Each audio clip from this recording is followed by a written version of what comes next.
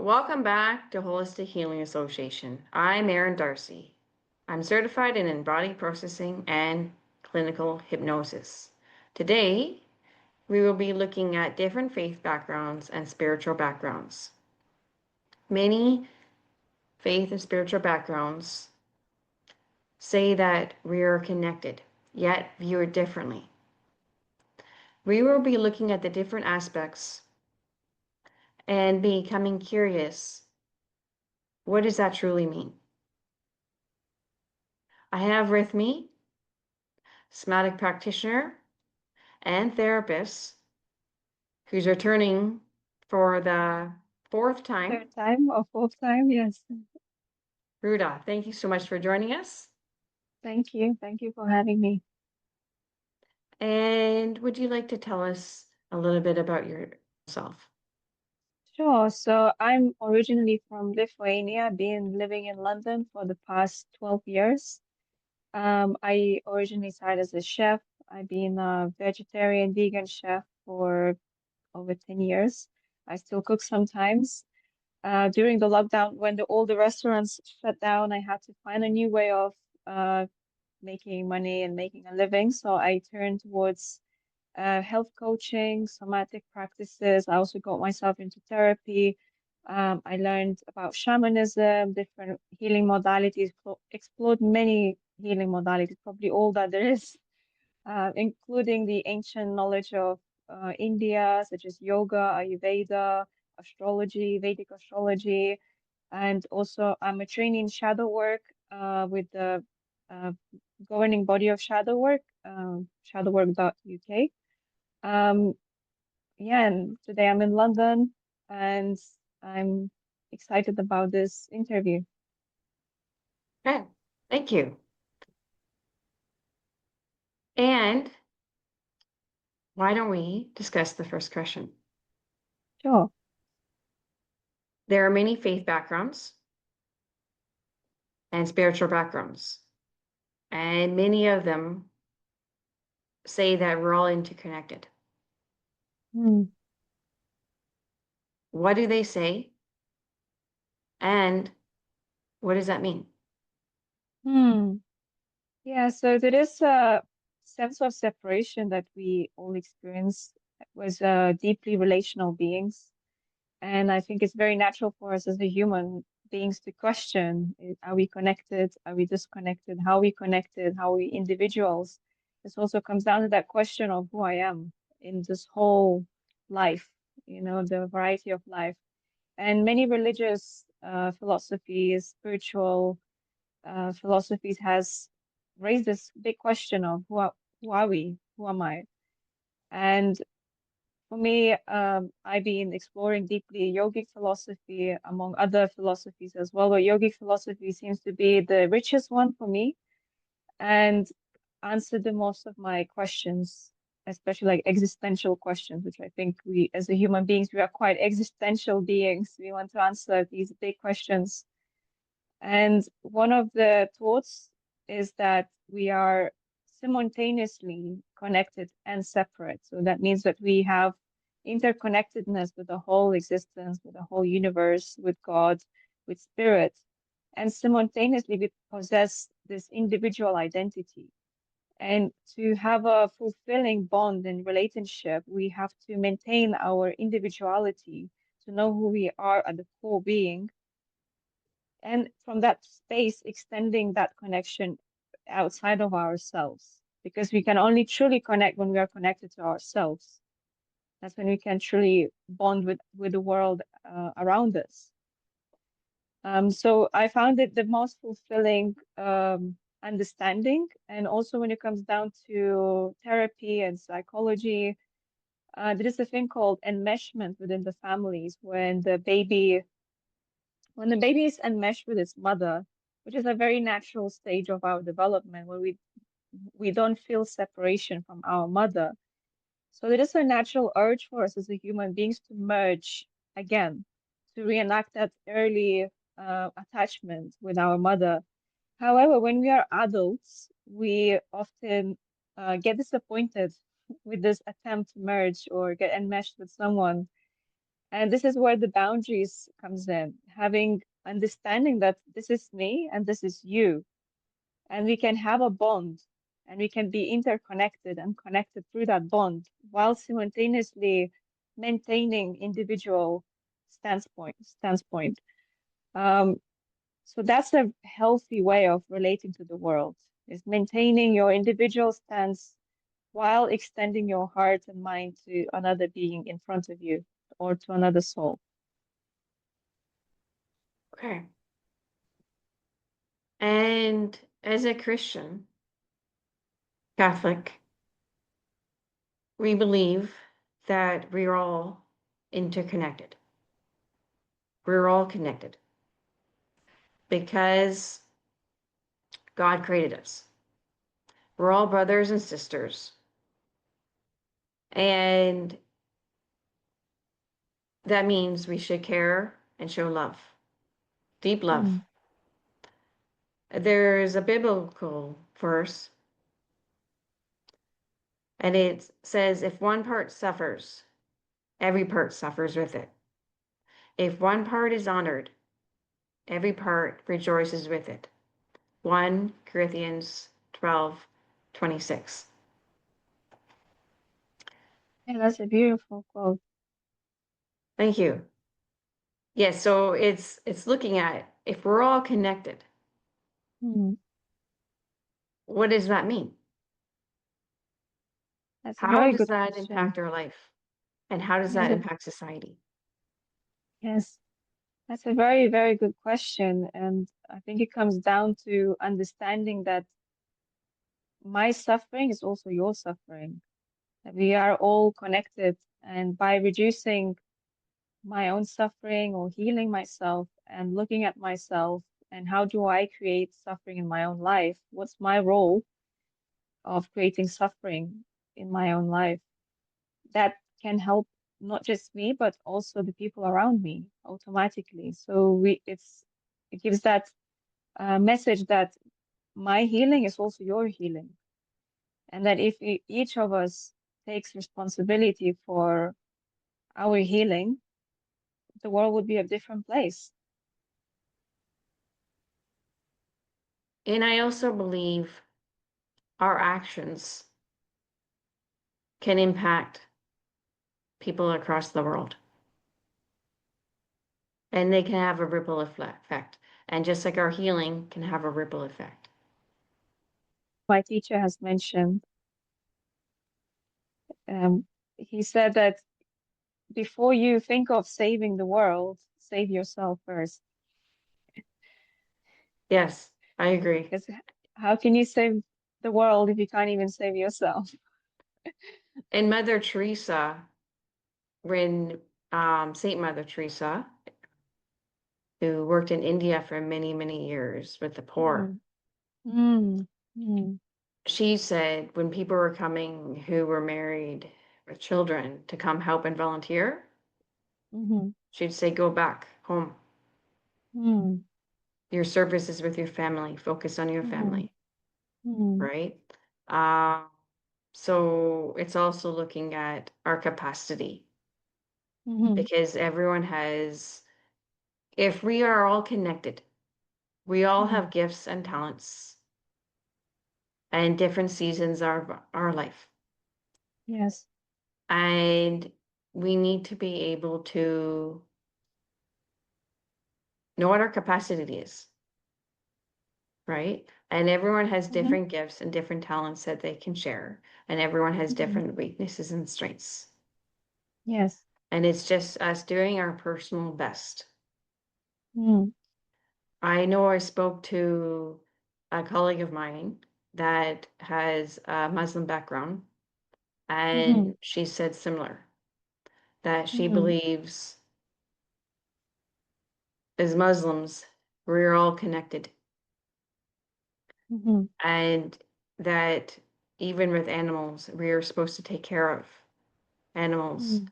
and be compassionate and show love to all humanity and all creatures because we're all Yes, created by God. exactly. That's very much in alignment with what yoga teaches. seeing each living being as a creation of God, like a sun. Sun, you could say, is God, and we are like the sun rays of the sun scattered all around the globe. And each living creature, including even the trees and the plants, animals specifically, because animals are more similar to us, I would say. We are a bit different to plants. We can empathize with animals if we see suffering animals, even the plants. If the plant is drying, we can empathize, like, oh, this plant needs water.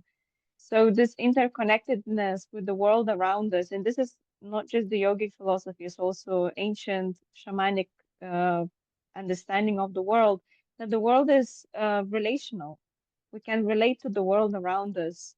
Uh, we can speak to a tree, we can speak to a fire, we can speak to an animal, and we feel the connection with the world around us, even sometimes to the moon and to the sun and to the stars.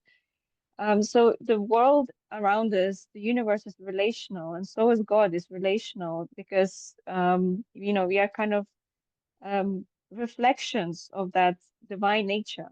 We have that spark in us, even though we are limited, where God is unlimited. He does not have limitations. He expands as much as he likes.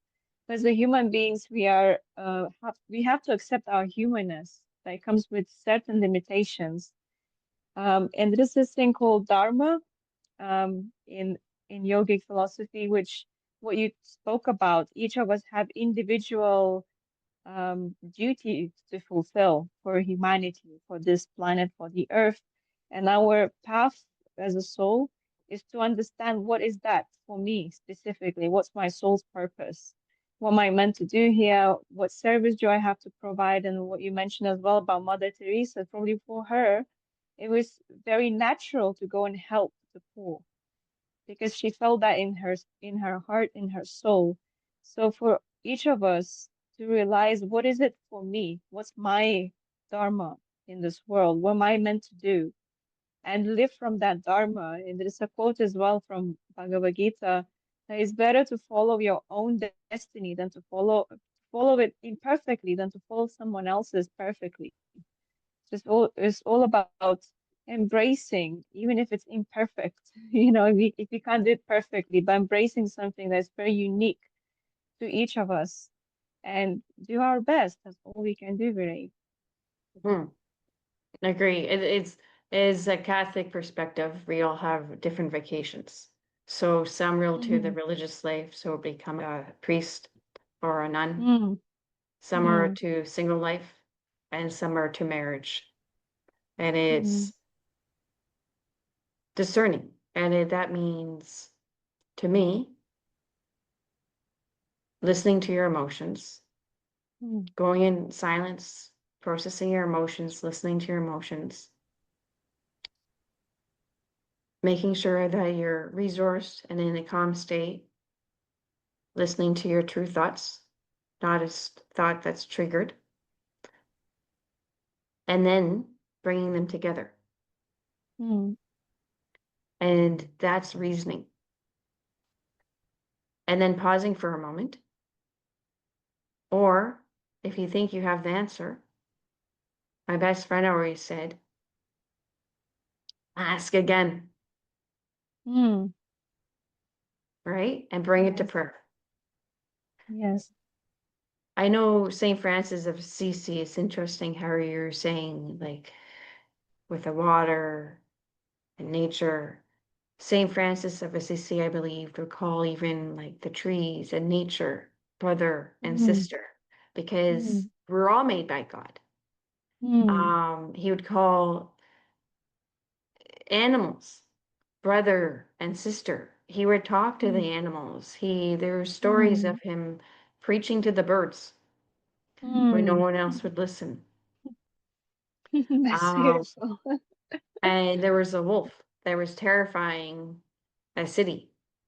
Mm, And he went and spoke to the wolf, mm, and the wolf became tame. mm, When he was dying, there's a story that animals gathered around him. mm, So he very much believed that we were all connected. And he's the mm, patron saint of animals. mm, And he lived a very humble very basic Mm, and simple life. And he came mm, from a very wealthy background and gave it all up to serve God. mm, mm. Not that you can't be wealthy and serve God, but he was called to a very modest, basic, simple life. Yeah, yeah. Something came up for me while you were speaking about, uh, how you practice your dharma, how you come to your alignment with yourself and knowing who you are and what you're meant to do here. And in the yogic philosophy, there's this balancing that needs to happen between the Shiva Shakti. So Shiva, you could say, is that witnessing consciousness within us, the one that is like the eye in a storm. There can be a lot of waves going on, but there is a witness that is witnessing all of that. And that's called Shiva. It's like the steady pole within us, which is grounded and firm, while the Shakti is the energy that's swirling around, and you could say it's the emotions, and they have to work together. They have to be in alignment together, where when emotions doesn't have the anchor, we feel very scattered. We can't feel the ground beneath. We kind of become disorientated and confused. But with the witness within and just watching it and witnessing and observing, listening, what you said as well about listening is so important to just listen, observe, and watch. Eventually, the Shakti, the energy, the emotion can find its place. It kind of becomes settled within the consciousness. So, this is a very big part of practice as well. Self-observance, knowing yourself, especially with meditation. And this is the practice of meditation, is becoming a witness to your own inner storms and shadows and whatnot. Hmm. And looking internally in. Exactly. It's pratyahara. It means withdrawing your senses from the outside within. Hmm. Because when we take those moments of silence, and the more Mm, frequently we listen internally, the more we're going to become aware of the answers. exactly. And are you familiar with any other spiritual or faith backgrounds and their relation to their views on how we are connected and their view on how that impacts us? Hmm. So, like I said, for me, the most comprehensive view is yogic view because it includes every other religion. It has a very wide understanding of spirituality and different backgrounds of philosophical thought on understanding reality, really. I grew up as a Christian. My mom was a Christian, and she always told me to respect food because food is nourishment, especially bread. If I put the bread upside down or something, she would always tell me, no, you have to put it this way because bread is sacred. So I learned to honor food and honor grain, especially. And many traditions all around the world, there is a big emphasis on honoring grain because it represents life, it represents energy that we consume to sustain this life. And I don't know much about like the Muslim culture, but I think they also have um I know they fast, which is also about honoring food and Mhm. understanding that there is food, food that some people need food but they don't have it. And And by honoring fasting you God, right? Making and a honoring sacrifice God. for God. Exactly. So it's food is such a big thing in many cultures and traditions and religious thoughts. And fasting is like remembering how important is what God has given us, such Right, as it's food, giving something up, our making a daily bread. sacrifice. Exactly, exactly. So um, that's been since I was a child, like very much ingrained in me to honor what God has given us, what God has provided us, including this life, this body, and how do I sustain this life and body, and that, you know, body is not just about sustaining it, it's also what comes out of it, right? So the service that I can provide to the world, my dharma, following my natural soul's constitutional nature, serving the humanity. Like for me, I'm a healer. And I realized that over time that my duty is to help people in this world to heal. Um, so yes, it's what we take in and what do we take out as an exchange, as an offer to God, you could say. God offers us food, it provides energy to sustain this body, but what do we offer to the world as an exchange? And I also believe the Hindu religion also believes that we're all connected and that we are called to show great compassion and love towards each other. And that's also what Jesus called us. The one new command Jesus had given us is he said, I have loved you, so you love one another. Hmm. And I believe that's also in many different faith backgrounds and spiritual backgrounds Hmm. is love. For sure. And That's the if essence. it's the essence, and if the world Yeah. um had more love in it and showed Hmm. it compassion with brotherly and sisterly love, Hmm. there'd Yes. be less wars, right? Absolutely. And seeing each other, like what you said, as brothers and sisters, all interconnected, that we all coming from the same source, even though we manifest differently in different forms and shapes. But just seeing this interconnectedness of spirit, like how God has weaved this whole creation, and by honoring God, we really can honor each other and see that spark of God within each other, which what you mentioned as well invokes compassion. We feel compassion for humans, we feel compassion for the animals, and it becomes a natural state of being. And I think this is what really religions wants to teach us is the compassion for each other and for the whole creation. And remember the essence of everything, that the essences comes down to love. And the real teachings, religious teachings, is teaching us what is love, because I think a lot of people are confused about what is love. We get all kind of messages from television, Disney, music, radio, from parents, from families, from culture. We get all kind of messages what is love. And I think as a good religious philosophy, it would, it ideally would teach us what is love, like what is the actual love, how And what to, is love to you? yeah, so love is that essence that connects us all, I would say, underneath. And it's like a river that flows between each other. It's felt in the heart. For example, when I feel connected, I feel this warmth in my heart, and there is a compassion in that warmth. And it's almost like I want to expand that feeling of connectedness. And I think when we do feel love, we often feel like I want to help, I want to contribute, I want to give. There is a sense of service, where, for example, when it comes to lust, we often think of ourselves. We think like, oh, what can I get from this person? What is this person can give me? Where love is the other way around. The love wants to give. It wants to serve. It wants to offer something. It wants to feed. It wants to feed the world.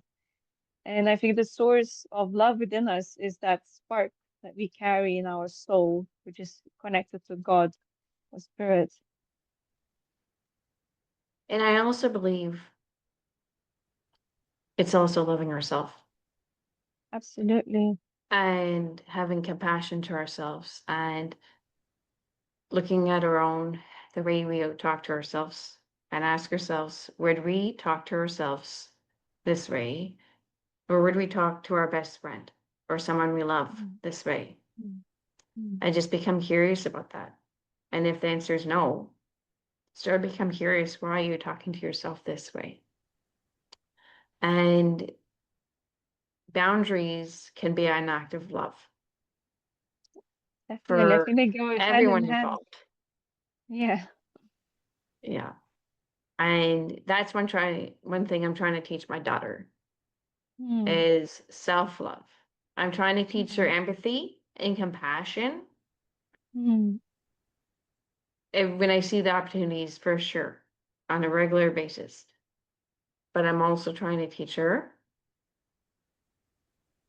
self-love because as women, at times it can be a struggle. And it can be easier at times to love others than it is to love ourselves. And I Yes. believe God wants us to also love ourselves. Yes. And Yes. also maybe becoming curious around what did that mean? Because even Hmm. what does that mean? Like self-love, treating yourself with kindness and respect, right? Yeah.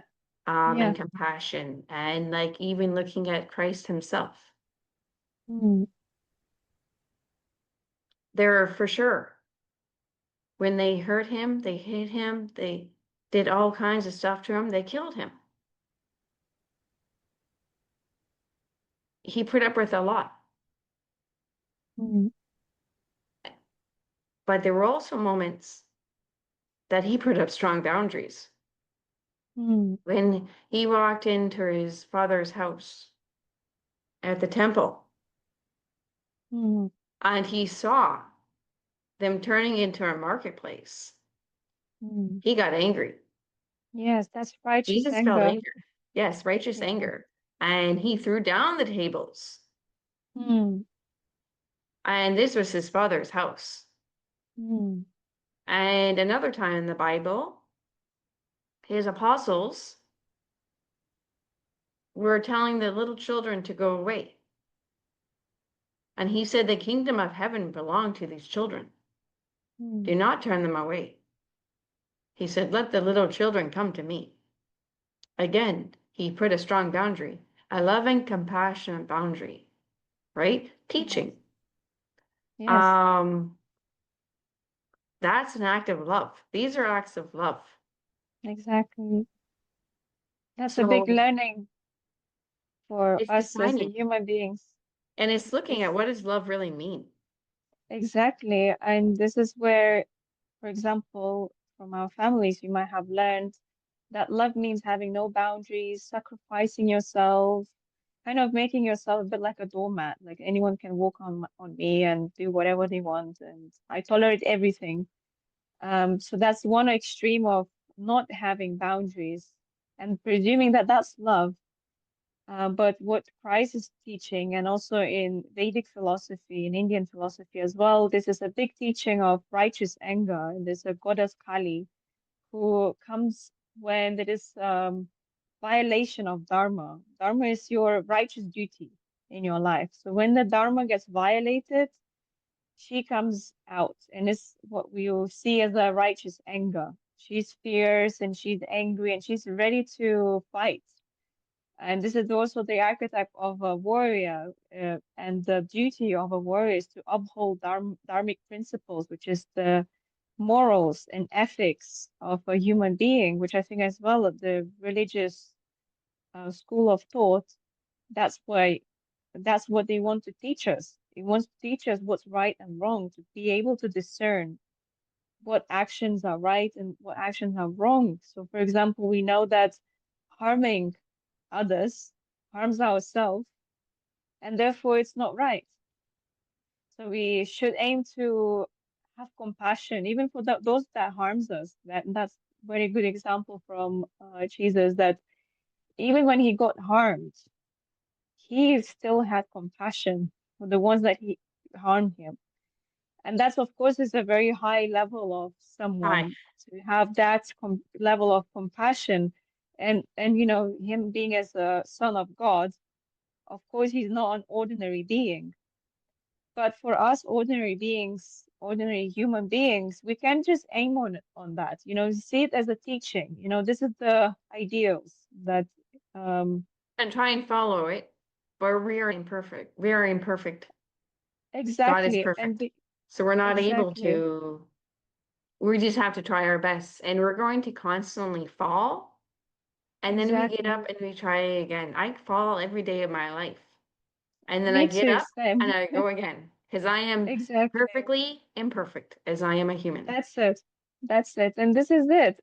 It's accepting humanness as well as we have that, well, I mentioned the spark of divinity within us because we come from the same father or mother, depending on which philosophy you look at. Um, we are all brothers and sisters, all humans with that divine spark. And we're just learning. We are learning from our humanness and how to come back to connection with God and what kind of actions will bring us closer to God and which actions will bring us further away.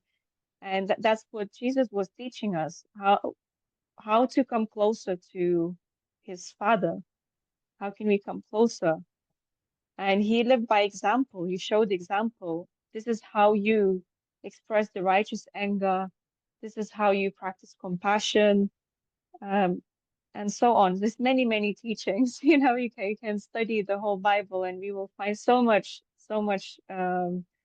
knowledge in there, as well as the yogic philosophy, as well. So much to learn from there.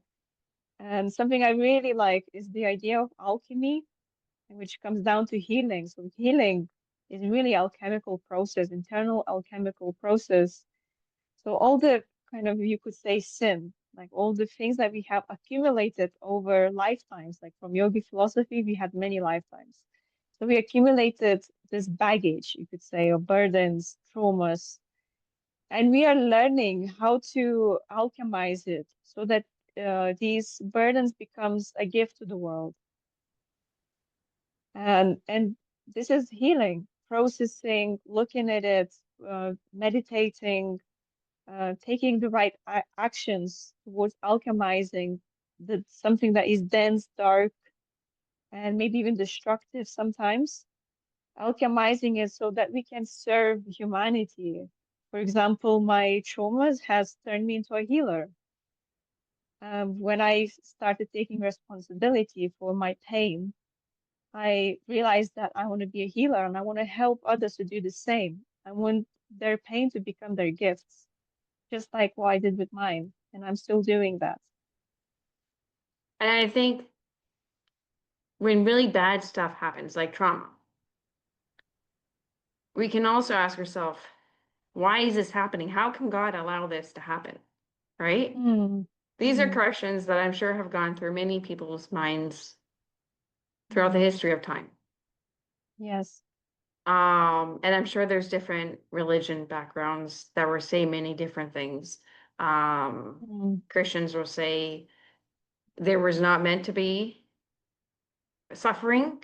Um, with the story of Garden and Eden, when they ate the apple, that's when sin entered the world, and that's when mm, suffering entered into the world. mm, Um,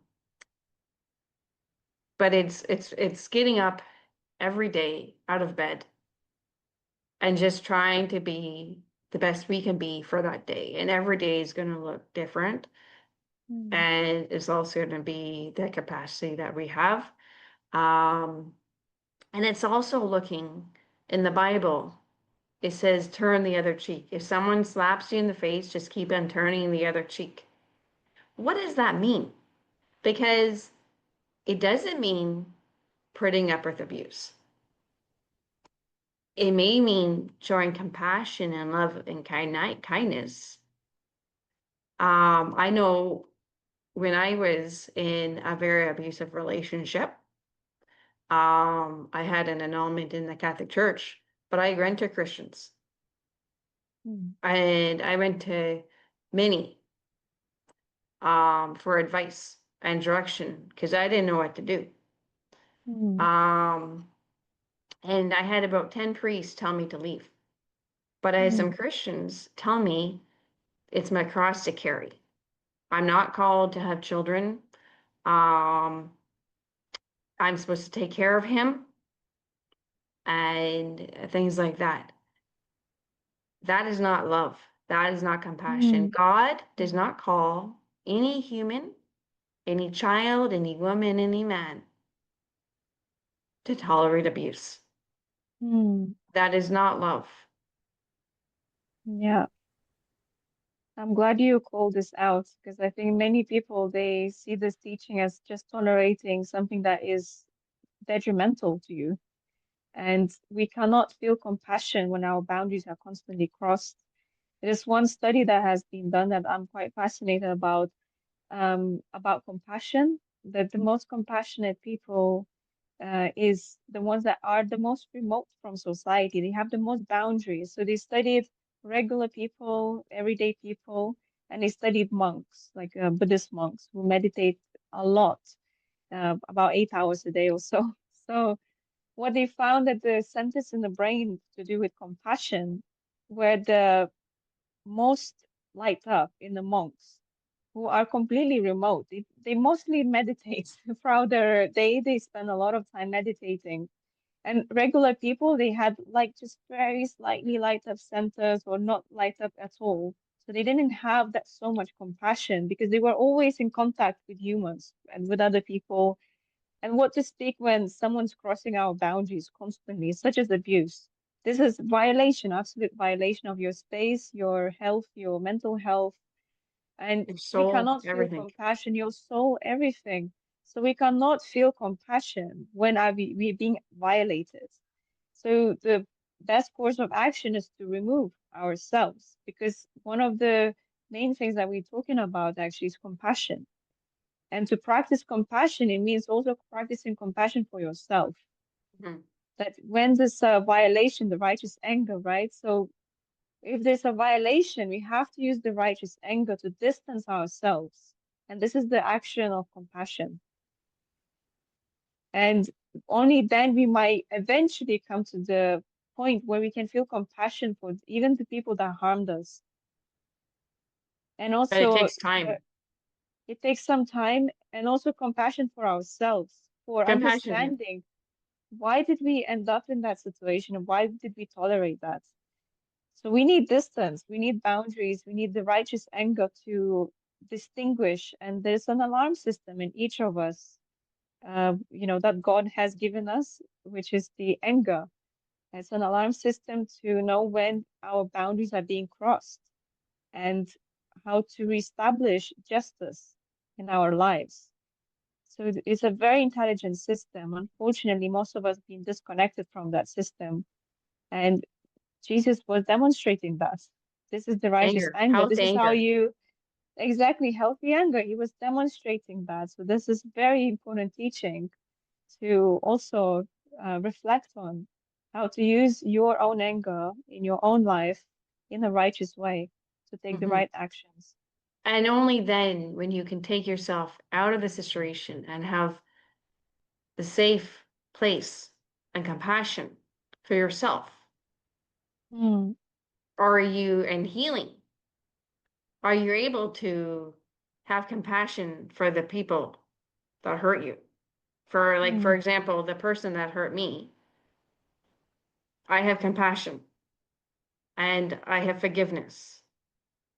Every second of the day, no, sometimes I can still get angry. Mm. Um, do I care about their well-being? Yes.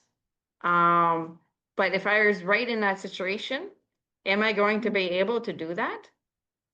No, my nervous system is going to be a wreck. I'm going to be full of Exactly. anxiety, right? I'm going to be Exactly. fearful. Um, so it's taking care of yourself, your mental, emotional health, and loving yourself, um, and taking it to God and yeah, keeping those boundaries so that you're safe, right? Because no one should go Exactly. back to an abusive relationship if they're not going to be safe. And most of the time, If someone abuses, they'll do it again. It's a cycle. It's not something that they can be nice for a Exactly. while and then it's going to happen again and again because that's if someone is an abusive person, it's and this self-reflection of what's happening in her. It's not Yes. a reflection of the other person. It's not what the other person did. Um, it's what's happening inside. And that person who's abusing also needs a lot of healing, For sure. but you're not the person Mm, to do it because no exactly. one can heal another person. You can't help that person. They need to get their own help and they They need need to to be able want to to want it. be Yeah, helped. Yeah, exactly. That's a big because lesson for compassionate people as well, empathetic people. don't go. I ran down that road. I went down that Mm. road and I tried because I've had many people help me in my life. And Hmm. I was like, okay. I was told it won't happen again. I was told by professionals, I was told this. I was told he just needs some counseling. It was not on purpose.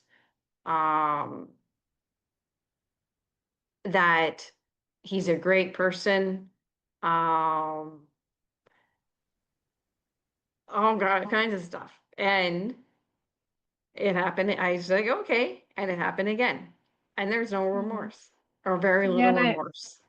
I And like, imagine you knew that this was coming again as well. You knew it. well, You high, it was felt it. high anxiety. And they said, Yeah. oh, you're just feeling, the professional said, you're just feeling anxiety. It doesn't have to Mm.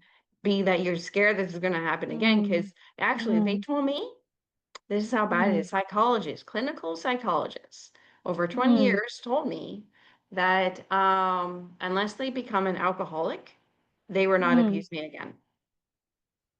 Mm. Alcoholics can be great people. That is also Mm. people that he need healing, but they that Mm. doesn't mean you're automatically an abusive person. Yes, exactly. So Yeah. that's twisted. It is Um, twisted, yes. And that's just the confusion of humanity. We are confused. Many of us are confused. Even like the most professional people, even they are confused. yeah, yeah. Yeah. And this is So part of being a human being to get clear on your own consciousness. And this is the practice to um, learn about yourself, self-knowledge, self-mastery, really understanding what's right and wrong. And like I said, this is, I think, the role in our society from religious and spiritual teachers is to help us to clarify the right between right and wrong and base our lives on those values of what is the right thing to do for me in my life according to my soul purpose. hmm, hmm. I'm just looking inner and self-reflection and taking it to God because we don't have all the answers either, but Not at just all. sitting in silence, taking it to God and pausing. Yes, what makes me think, well, you're saying, makes me think of idea of like broken mirrors. So when we are coming to this world as children, and the society is reflecting to us who we are, the parents is reflecting to us who you are. We naturally are inquisitive and curious about finding out who am I? This is like inherent question within us. Many of us disconnect from that, but as children, we are very curious. You know, children are normally super curious. You know, sometimes they being asked like stop being so, you know, noisy, like or so curious. Um, so this search for understanding who we are is very natural for us. And when we are reflected back, you know, kind of broken mirrors, like not really who we are. You know, we get in this reflection, asking this question, who am I? And the mom hits me. Who am I? And the dad shouts at me. Who am I? And my brother pushes me. So we don't get this direct reflection of who we are. However, when we look at spiritual teachings and the spiritual um, figures, guides, who we meet along the way, who have that purity of the heart and the mind. They can reflect to us who we truly are. And God is the clear mirror. who we can look at and see for who we are with no contamination. So I would say love is that uncontaminated feel and sense of the self, of ourself and also of God, that pure, uncontaminated love. And it's also serving God by being our authentic self, because that's who we're called to Definitely, be. yes. God Yes, doesn't want us to exactly. be anyone else but us. And animals, and I was speaking to my colleague that's Muslim, and they have similar views, also worship God. Hmm. And Christians believe it's just by following their natural instincts. And that's how they serve God. Hmm. Um, and you, So I just wanted to say about this natural instinct. That's also something that requires self-knowledge, because our instincts are often contaminated. Again, like what I'm saying, like mixed with sin, mixed with burdens, mixed with the views of the family, culture. So this is again comes back to that importance of truly taking time to know yourself before you can take the right action, and self-study, taking time. Um, and this is yoga, actually. This is the essence of yoga. Daily practice of meditation, self-reflection, acting only when you have clear understanding why you're taking the action. I So that agree. it removes that urgency, because sometimes we act out of urgency, and you can sense it as a somatic practitioner when your body's in urgent state, when it's rushing, when it's not thinking clearly, it's chaotic. So self-knowledge is understanding each state that you go throughout the day, and taking this filter in, actually, to filter where is this urgency coming from? Uh, what is it trying to do for me? Is this who I want to be truly? Is that who am I at the core of my being? So all these like healthy filters, which helps us to purify our sense of self. And like I said, having that clear mirror, uncontaminated mirror, which that's how God sees us, with this pure um, light, pure eyes of love. Um, and it takes some practice. And then from that space, once we know who we are and we connect it to our soul, our inner light, that's when we can truly follow our instincts and serve the world, to offer service to humanity and to everyone around us. And this is when we healing not just us, but the world around us and people around us. I agree. And it's pausing to know if it's a trauma trigger, if it's causing us to go into fight or flight or fawn or freeze. And discernment can also be knowing deeply who we are Mm. before we, that also is just also part of discernment, right? Is just knowing Mm. who we are authentically at the core as a person, as a soul, and knowing that we're all Exactly. worthy because we're all created by God. Exactly. And do you know the Buddhist view on if we are connected? Mm. Yeah, so the Buddhist view is it's a bit different. So for example, from a Vedic perspective, the soul is very alive. It's life itself. It's active, it's invigorating, it's creative. From the Buddhist perspective, they pay more attention to the mind. And sometimes they don't even accept that there is such a thing as a soul. So they pay a lot of attention on meditation and stilling the mind. So, for example, when you have a moment where your mind is so still, it's almost like there's nothing in there. Many people have never had that experience, but sometimes we have a moment where your mind is just completely in stillness, and it feels amazing. It feels wonderful. So the Buddhists really meditate on that moment, or that space when the mind is empty. So they have this emptiness conception, and they still see that we are all connected, but through that empty space. I think I've It's an heard that before. interconnected. Yeah, so for that empty space, everything is connected. You could say even the moment, when you are truly present, completely present, there's nothing else, only presence. In that space, everything is connected, even though it feels quite empty, actually. But there is this emptiness that is full. So from Buddhist thought, emptiness is not really emptiness. It's full. It's everything in this absolute fullness and completion, if that makes sense. It's like kind of like contradicting, but if you had a moment of that absolute stillness, you might know what I'm talking about. Um, so that's their conception, and it's very much based in mindfulness practice, getting your mind so still that you realize that there's nothing else except this present moment. Nothing exists outside of this present moment, and everything exists only in the present moment. And if you can touch truly and deeply into that present moment, you are immediately connected to everything that is. And there's nothing else to experience beyond that. Okay, thank you. And what does the universal experience of grief and suffering teach us about our shared spiritual inheritance? The shared experience of grief and suffering. So we've been talking about love, which is very much linked with grief, actually, and suffering. Um, so you could see it as grief and love is like the same coin, but got two sides. So we only grieve what we love.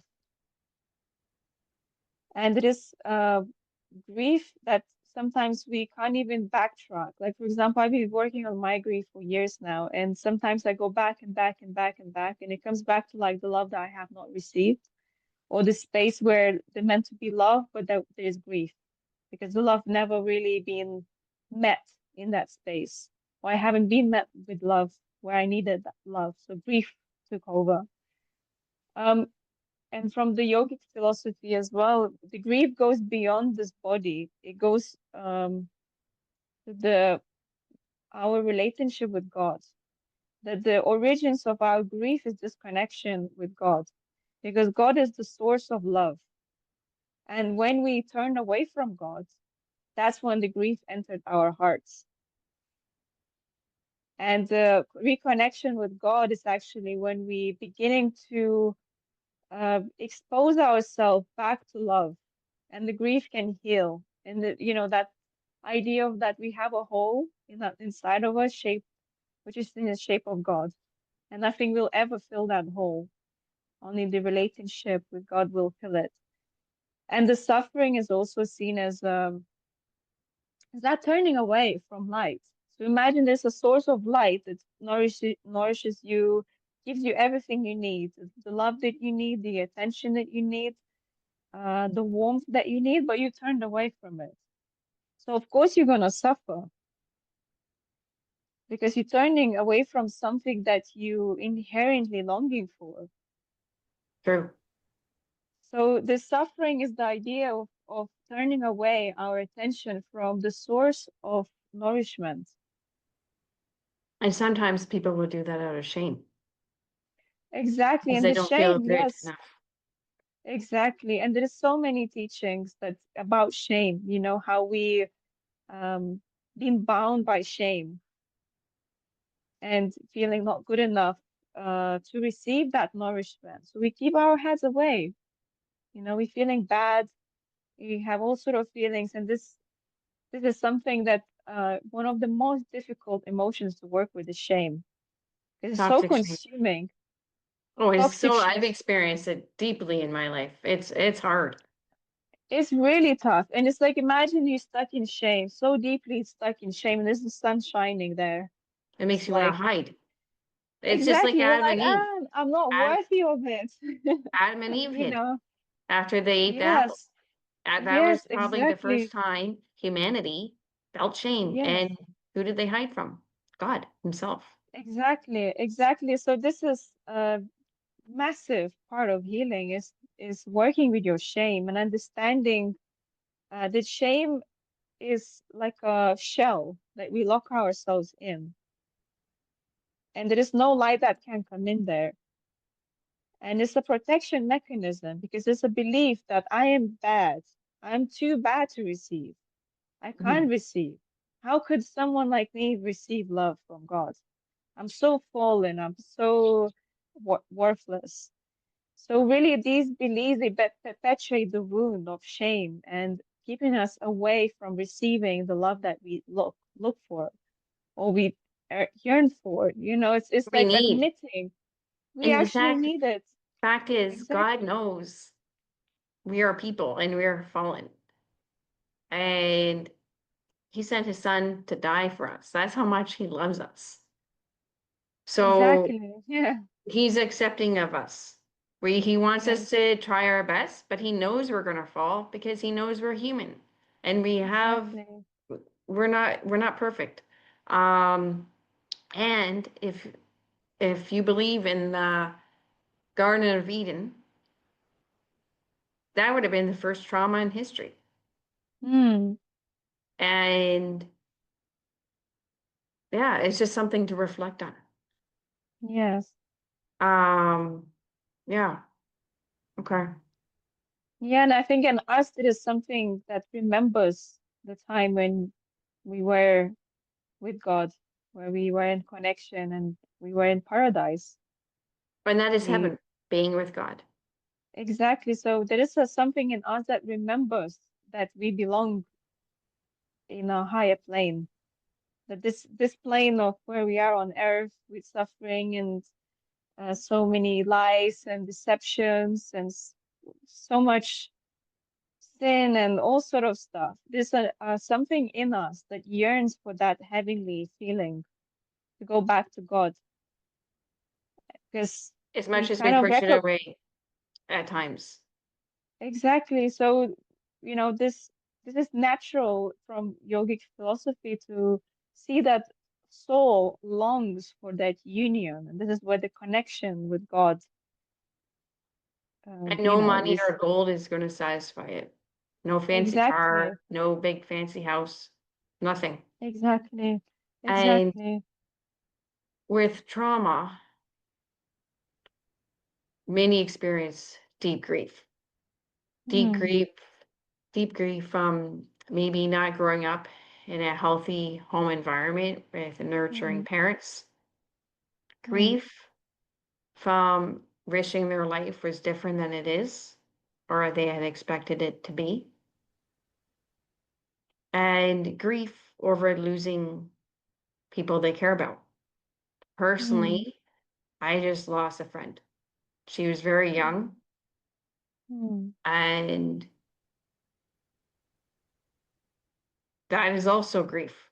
There are many forms of grief, Hmm. and as human, we will all experience it at different times in our life. Yes. Yeah. It's a very big part of being a human being to love and to grieve.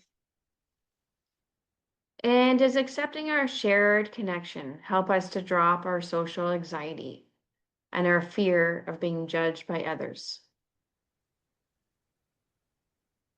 Can you repeat that question? Absolutely. Hmm. Does accepting our shared connection Hmm. help us drop social anxiety and fear of being judged by others? Hmm. Yeah, I think that connection with compassion and understanding what we are like at school. We are all students and we will all make mistakes. We will get it wrong sometimes. Um, and seeing that we are all learning, we can find compassion through this interconnectedness. And like I said, like the rays of the sun, if you can see in each of humans and even animals around you, that spark of light, of divinity within them, there is a lack of judgment in that. And understanding yourself also helps to understand others, which we lose judgment when we understand. There's a saying that we only judge what we don't understand. I agree with that fully. I've learned that from lived experience. Yeah, we only can judge what we don't understand. So understanding and remembering that if we judge someone, it's probably because we don't really understand. And it could also be if you're looking at shadow work, if you're judging someone, maybe look at yourself. What is bothering Ex- you about that person that Exactly. may What be is a it? reflection of yourself? And that's it. And this is what it comes down to. Understanding yourself will help you understand others. And how can we start to drop our ego? How can we stir up to drop our ego? That's right.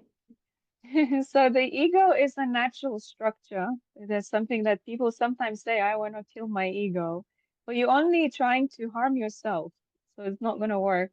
But what we can do, we can notice our ego structures. Essentially, ego is like a layer, defensive layer, the first layer of the psyche, completely designed to protect us, to protect our more vulnerable parts of ourselves, and it's doing its job. So by being that witness I mentioned earlier, being that Shiva Shakti, observing yourself, knowing your ego structures, knowing how your protective parts shows up in your life, how they defend you, how they protect you, how they get defensive sometimes.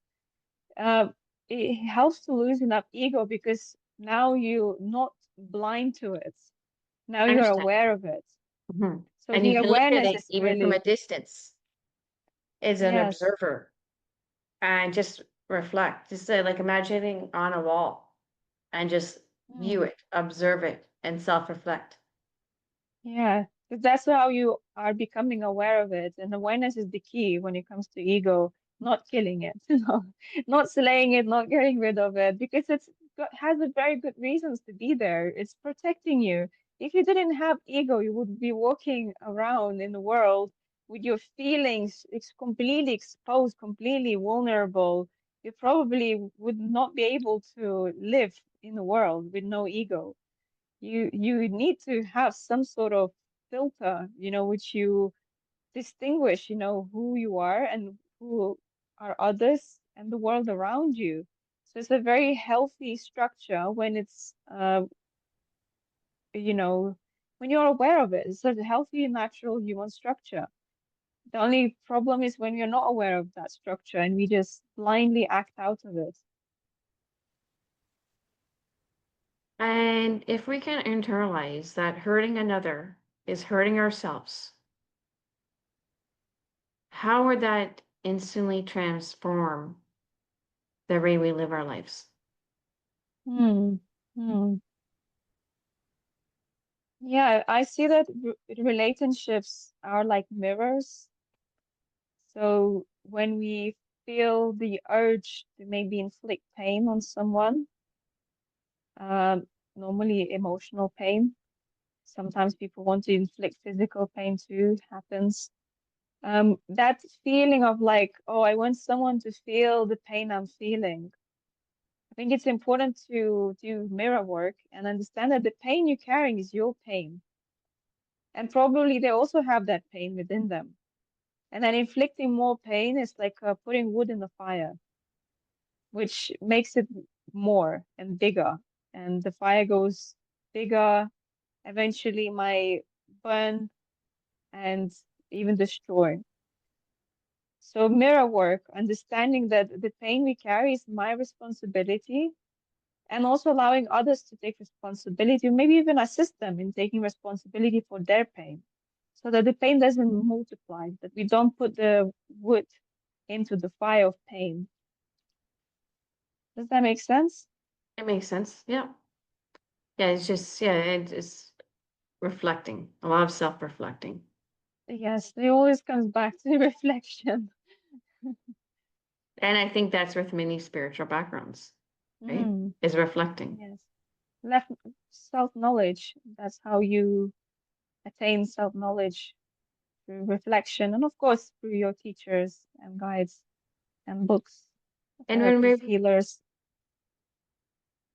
and when we refuse to look at our own flaws, how does that unexamined shadow ripple out and negatively impact the collective conscious? Hmm. So yes, Carl Jung has spoken about collective unconscious. So when we speak of shadow work and archetypal psychology, we can see that it is a universal principle that exists around us, and there is shadows that we carry, and there is a lot of themes, collective themes of common shadows. And a lot of the times when we disown parts of ourselves, so the shadow is something that we have disowned. We said, nope, I'm a good person. All this bad stuff is what others has. I don't have any bad stuff. I'm a good person. So this is a very good example of how we disown parts of ourselves without even knowing. So if I consider myself to be a good person, I'm so fixed on that identity. I'm a good person. Even when I'm inflicting pain on someone and someone's telling me, you made me feel this way, and I'm suffering because you said this, and I'm in pain. Because of my fixed identity that I believe I'm a good person, I will deny that,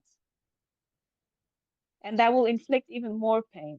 So the shadow work is really about not just fixing your mind on one identity, thinking I'm a good person and I do only good things and all the other people are the problem. It's actually opening up a possibility that I might be also a person who I deny to be. I deny the fact that I might be someone who, inflicts pain on others. But that inflicts more pain because I'm not aware of when I inflict pain. But if I open up my mind to the fact that I might be also someone who can inflict pain, then I can own that part that inflicts pain and I can actually do some work on it and I can integrate it. I can get curious about it. I can understand where it comes from and also understand that this archetype, this one called the predator, predator archetype, which predates on others without us knowing sometimes. So this is one of the archetypes that we have disowned as a humanity. And it's also to do with anger as well and boundaries. And it can sneak out sometimes, and we can inflict pain on someone when really we just wanted maybe to have distance or boundaries from them, or we don't speak to them directly. We make them suffer so badly that they have to go away, you know. So that can happen. But when we own this instinct in us, then it becomes conscious. And it's not necessarily thinking of ourselves as a bad people, bad person. It's more understanding that we have both. We have the light and the shadow because we are human. We are both. And we're learning to bring the light on our shadows. And that's the shadow work, making the unconscious conscious. And then as we make the unconscious conscious, then automatically we realize that these universal energies, principles, archetypes, they exist within each of us. And that's why archetypal psychology is so popular because we can resonate with it and we can understand and make sense of our existence and our psychology through it as humans, as a collective. Okay, thank you. Can we practice non-dual oneness without losing our individual identity, personal tastes, and daily human roles? Hmm. That's a very good question. So a lot of people, when they come into spirituality, I have noticed that they think it's all about oneness. We're all one. I'm just gonna merge and submerge myself in this field of oneness, and I'm gonna lose myself. And actually, that causes a lot of suffering for people because now they have lost themselves. And it's not about losing yourself when you realize that everything is interconnected and there's a oneness aspect to everything. It's about remembering who you are and taking that time to remember and know yourself deeply, and also consciously stepping into this field of oneness and interconnectedness. And comes down to the same topic that we start with, is about having yourself while having the world around you, the humans around you, and the connections around you. And it's about balance, really. It's not about losing yourself. Uh, it's not about pleasing others. It's about balance. And finding where's the sweet spots, how much time do I need for myself and how much time do I want to spend with others? And where's my sweet spot? And what's right for you. And what's right for you? Exactly. So this is all about having yourself and others simultaneously and checking in continuously with myself. Am I okay with this? Am I feeling grounded, embodied? Am I ready to reach out for connection? Okay, I reached out for connection. I've been connecting. This has been great. Okay, I feel like now is the limit of my connectivity. Okay, I want to retrieve again. And this is very natural, this dance of wanting to reach out, connect, and then withdrawing so that you can digest the connection and you Mhm. can allow your body to recover. And I think too, it's really important to listen to your emotions, but also bring it to your mind when you're clear and you're in a state of peace, and then bring it together Oh, because yes, that's listening to the whole body. exactly. Alignment, body-mind alignment. Does realizing that we're all connected actually help us drop the pressure to be perfect and accept our human limits? Hmm. Yeah, we are all connected. Um, I feel like as someone who works with people, I realize like deeply working with people on one-to-one level and sometimes in group settings, many things that I thought I'm alone and I struggle by myself, and there's nobody else that has the same problems like I do. I'm somewhat different. So working with people made me realize that actually we all struggle with similar things. Um, a lot of the times it's about how we relate to others and how difficult it is to meet our relational needs. And imagining that every single human being on earth at some point has struggled to truly connect. Maybe not everyone, but at least people I have spoken to, they've had some issues or some obstacles in connection. And also understanding that at the core of our being, what we all long for is that unconditional love. We all want that unconditional love. I haven't spoken to any human being who doesn't want love in their life. I don't know if you have heard anyone say they don't want love in their life. Never. I personally have never come across. So remembering that at the core of our being, each of us, each human being, we yearning and longing for that unconditional love and acceptance.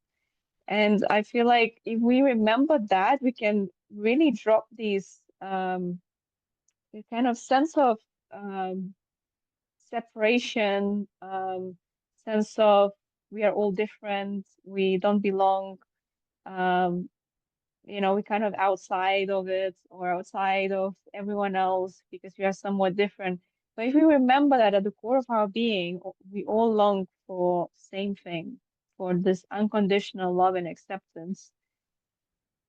I feel like we naturally soften, we naturally become more available to each other and um, appreciative and compassionate and understanding.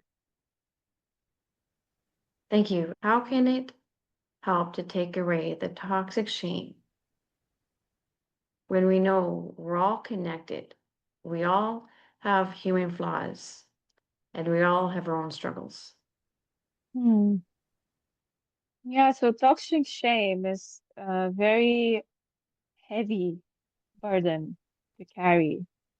And I have a lot of compassion for people who have been locked up in that shell of a toxic shame. I can imagine how isolating that is for someone. And I know that it also takes some time to break that shell or to kind of liberate yourself from that shell. And I also know from my experience that many people who have toxic shame, that's often a shame that has been imposed on them. So they have been shamed, they have been abused, they have been mistreated, violated, their innocence has been violated, their purity has been violated, and shame becomes almost like a shield that they carry with themselves to isolate themselves from the rest of the world. And this part of us that um, becomes this shamer imposes this shell on us and becomes our inner critic, which Exactly. maintains our small identity, the identity that's shame bound identity. So it's not an easy journey to liberate someone from this shackle of toxic shame, but absolutely possible to liberate oneself from it. And I would say, first of all, finding a courage to reach out to someone safe in your life, to someone you feel safe enough. Reach out and just speak about it, what you're going through, and allow yourself to feel that it's okay to feel how you feel, and also be in the presence of a safe witness while you carrying exactly what you're carrying. So it's about taking those first steps to speak to someone, to share your experience, because the shame wants you to stay locked up. It wants you to isolate, to look into the despair and see no light at the end of the tunnel. But really, God wants you to speak to someone, someone that will help you. And I'm sure if you make an effort, God will help you to come out of that shell. It's just about having faith, really, having faith that there is a light at the end of the tunnel and there will be someone who will understand your experience. And me working with people, including myself, when I made that step to talk about what I was carrying, I found the right people to speak about it to. And I found the right practitioners and therapists and healers who have helped me so much to liberate myself from those shackles of shame, realizing that actually that shame wasn't even mine. It was imposed on me by my abusers, by people who abused me. And we don't want to carry that shame for the rest of our life. So taking that step forwards can truly help you to liberate yourself and live the life you actually want to live rather than the shame-bound life. And finding someone who can feel that presence and feeling Hmm, safe, because that's a huge step to healing and absolutely. inviting God into your pain For sure. and Exactly. just Because reaching God out. loves you with all that you carry. God loves you no matter what. He is the one or she is the one, depending if your God is male or female. They see the light in you. They see the beauty and the love in you, and they know your longing. So if you if you take one step towards God by reaching out and speaking out, God will take 100 steps towards you. And that's something that is actually taught by my teachers. That each step counts so much. It's He's just your waiting. little, He's knocking. it, He's not open the exactly. He's door been waiting, and if you take one step, he will take 100 towards you. because he created you and you're his Exactly. child. And he has so much love for you. And it's just about you opening up to receive that love. And with shame, it's often also comes from a place of fearing what people are thinking. And I once Yes. had a friend tell me, it's not my business what other people are thinking, Mm, right? mm, At the end of mm, our lives, does it matter? Or is it more important that we lived our authentic self, mm, that we tried our best to be good mm, people and to serve and follow God? mm. Or Yeah, is so it this better that is we pleased others?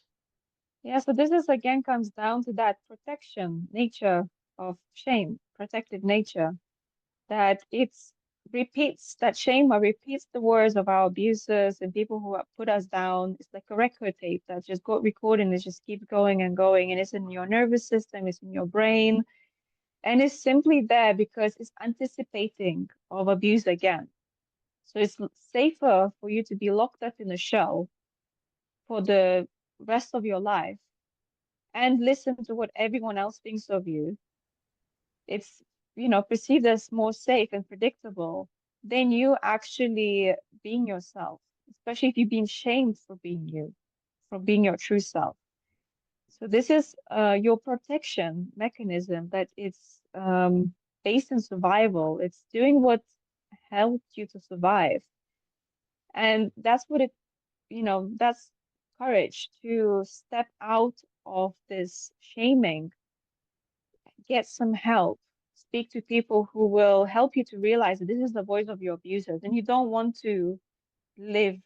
It's like having a housemate. Your abuser is your housemate who's constantly in your ear. You don't want to live for the rest of your life with this abuser. And getting help and knowing that you are safe now to say, okay, I had enough of this voice. I don't want to live according to this voice.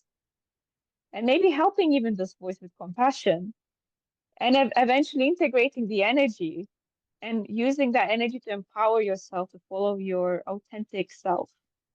So that's Hmm. another alchemy that it's used in healing and shadow work, is taking the energy that this part holds, alchemizing it, and integrating to empower your life, using it like a fuel to um, to help you move forwards in your life and create the life you want, to empower you.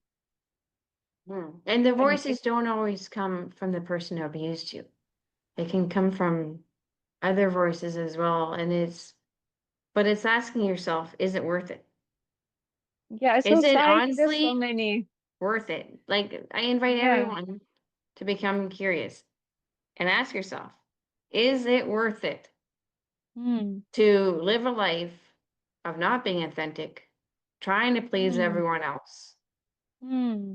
living in shame, Hmm. disconnect from others? Or do we want to be our authentic or self, who God created us to be? Hmm. Try our best. I know we're going to fail sometimes, and know that's okay because we're human. Exactly. And every other human on this planet stumbles and falls too. And we're going to have Exactly. our struggles just like every other human. And that means we're human and we're messy. And Exactly. it's part of life. But That's it's it. more Hmm. important to get up every day and try your personal best. And at the end of your life, are you going to want to know that you lived your authentic self and Hmm. you did your best to help humanity, Hmm. Hmm. or that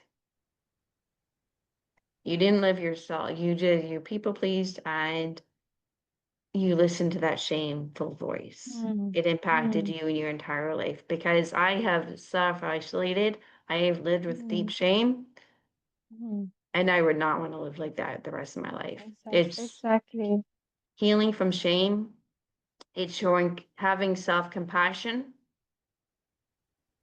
for yourself Exactly. and having a strong support group around you of people that will fully accept you. Yeah. That makes a world of difference. Absolutely. And I just wanted to say that this voice for each of us is different and it can come from so many sources. It does not necessarily even abuse. It can be um, your mom's or dad's inner critic.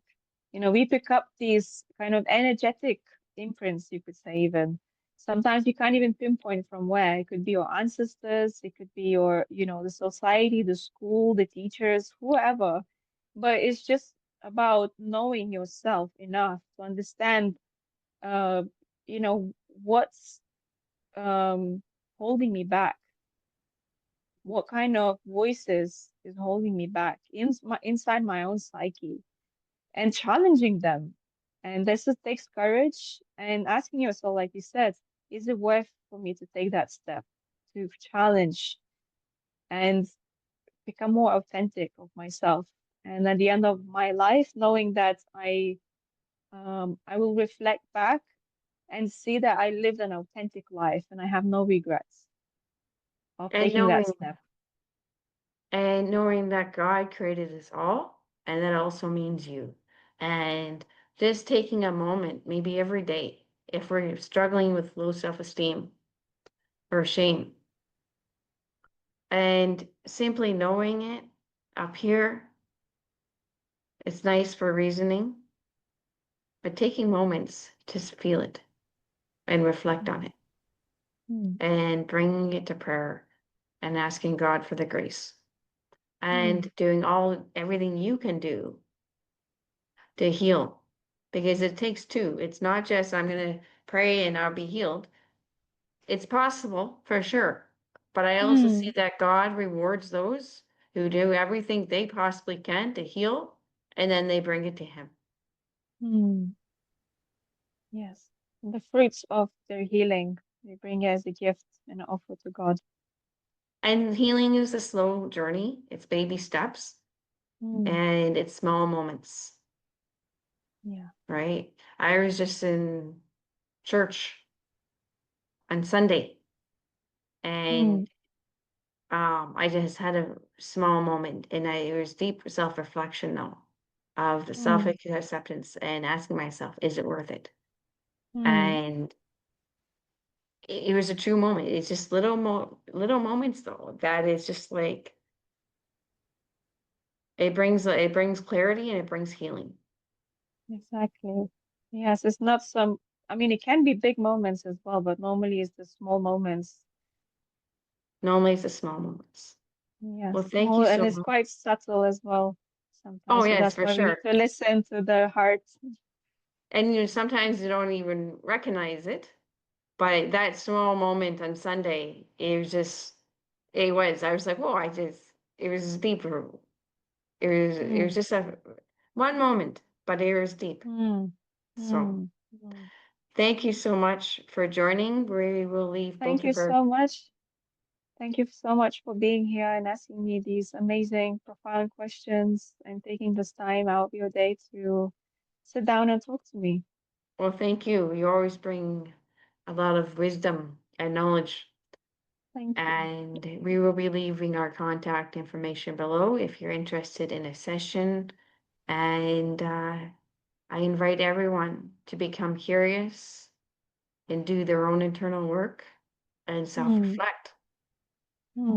And Yeah, we're all connected. And the more self-reflection and internal work we can do, the more ripple effect we'll have out into our exactly. families and our communities and the world. Exactly. We're all in this together. Exactly.